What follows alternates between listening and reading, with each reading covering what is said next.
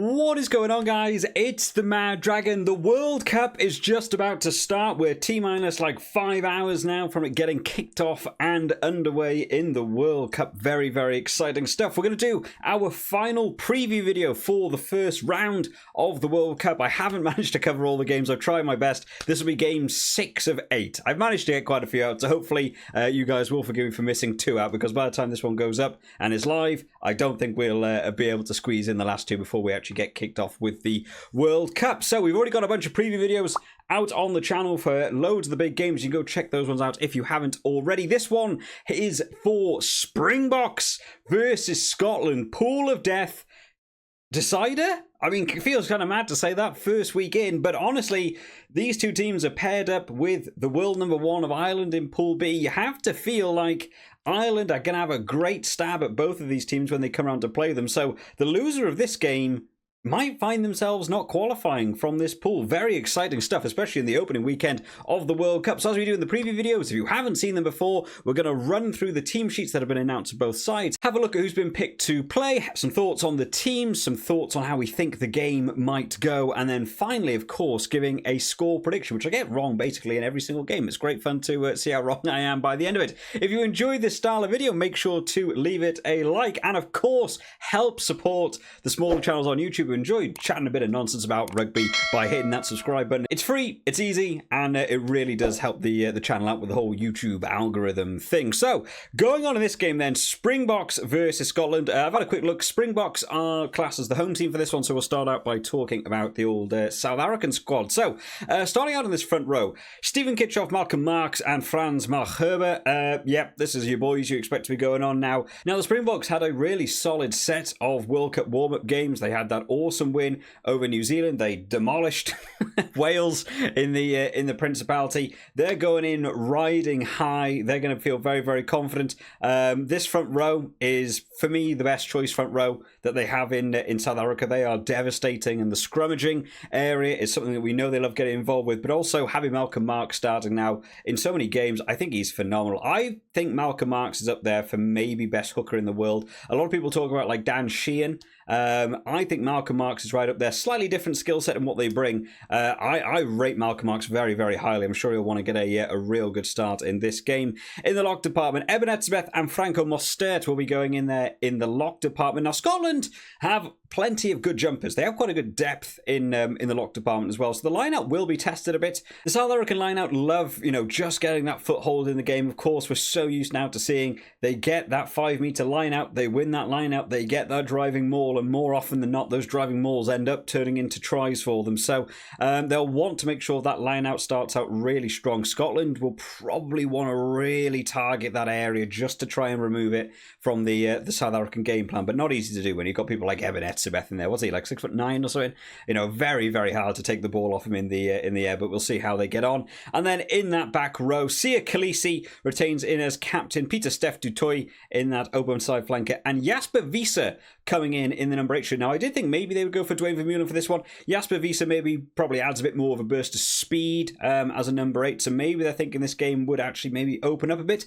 Doesn't really reflect the team sheet as a whole for me. I've got a feeling South Africa are going to want to hold on to this ball and just go through the forwards and just do the hard graph sort of game like we've seen them do kind of in the World Cup warm-ups, and what they can do, especially with how they set up the bench there, that 7-1 split going on in that New Zealand game. They love their forwards. Jasper Wiese is probably a bit faster on his feet than Dwayne Vermeulen, but of course both big ball carriers. 1 through 8, solid looking team for South Africa, not messing about. They understand what's on the line for them in this game. In the halfback partnership, Faf de Klerk and Manie Libbok coming in again. Now, Libbok's been the one that I spoke about the most, probably about the chink in the armour for South Africa has been the kicking. A lot of you guys let me know that actually he had 100% kicking in the All Blacks Springboks game, because I didn't get to watch it. That massive win, I didn't actually get to catch that game, only the highlights. So apparently his kicking looked a little bit better. I still think South Africa might want to try out some different options with kicking, because I think Libbok is so good in terms of running the play from the fly half position. Just maybe look at someone else to kick. I mean, when you look at the rest of the back line as well here, we've got Cheslin Colby's on that left wing and Damien Valemsa at full back. They're both able to kick as well. I would maybe say you give Libbok, the first choice kicker. If he misses 2, you know, just switch it out, I think, and have someone else do kicking. I would have all three of these lads training kicking before this game as well, just to make sure they can get the most balls through the posts, get the most points on the scoreboard, because the Scotland game could be a lot tighter than a lot of people are expecting.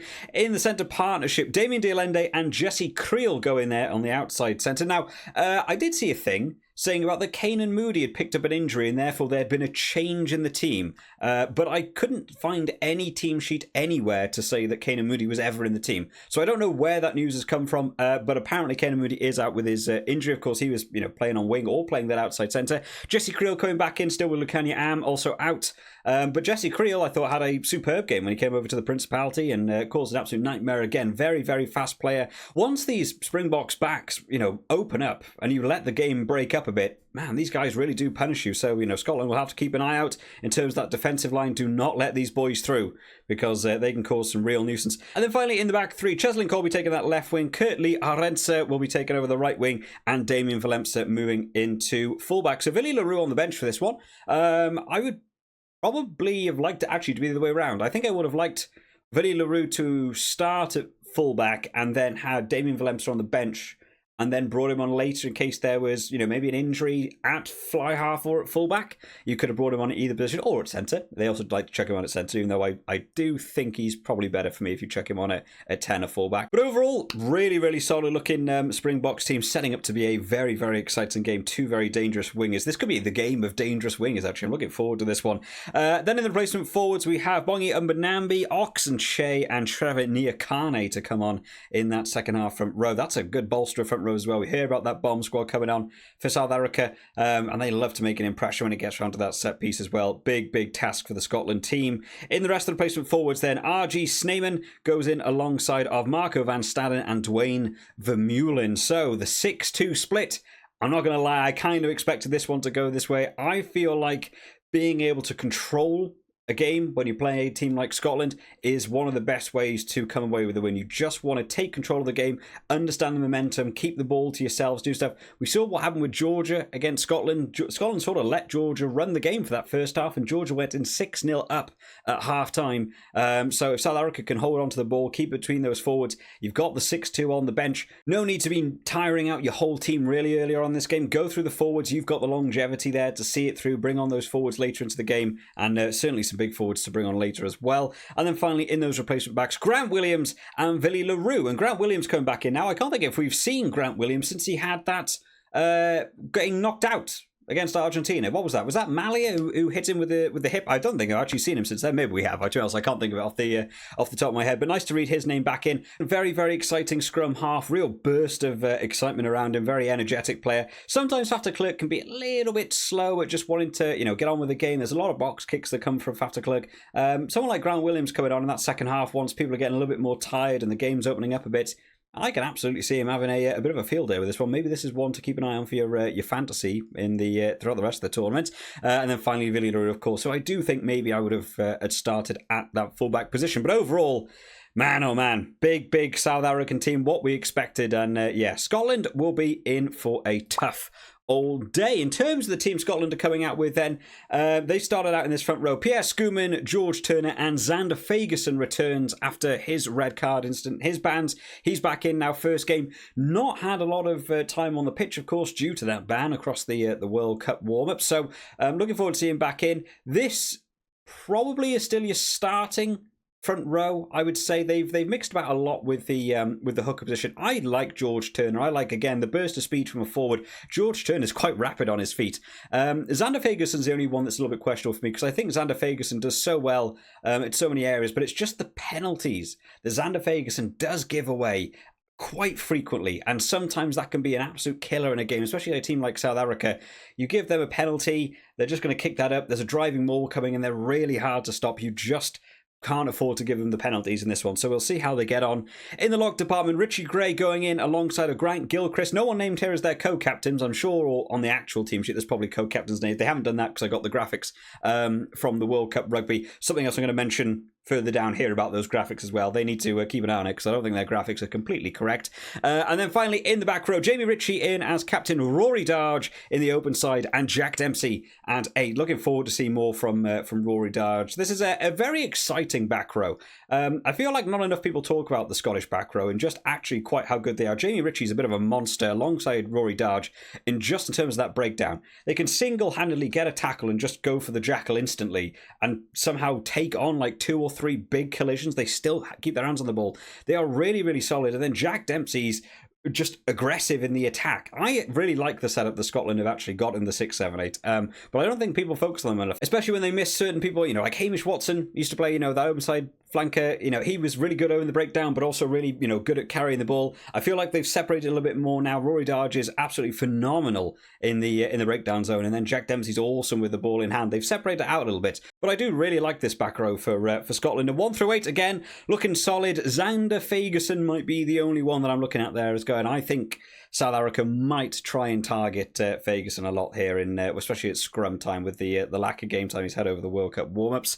In the halfback partnership, Ben White goes in alongside of Finn Russell. So glad to see that Ben White is now, fully recovered from that injury that he had in the World Cup warm-ups. And to see him going alongside Finn Russell, much more attacking based halfback partnership, not going to be too slow, hopefully not a lot of box kicks. You want to see energy, quick recycling, get it out, let Finn Russell do something fancy with it, try and catch South Africa off guard, because I think one of the areas that a lot of teams struggle with is they don't actually press South Africa enough. They sort of organise themselves, they try and set up their attack. If you let South Africa organise their defence, they're a real nightmare to actually shut down. You want to catch them off guard, you want to catch them in the broken play. That's probably where you have the best chance to get through. So I like this attacking halfback partnership. In the centre partnership, Tui Pelotu and Hugh Jones. Huey Pelotu once again. Chris Harris, did see him in the last game we got to see for Scotland, and actually had a better game. I was waiting to see Chris Harris step back up because he looked like he'd been out the running for a little bit, and but Tui Pelotu and Hugh Jones still taking it there.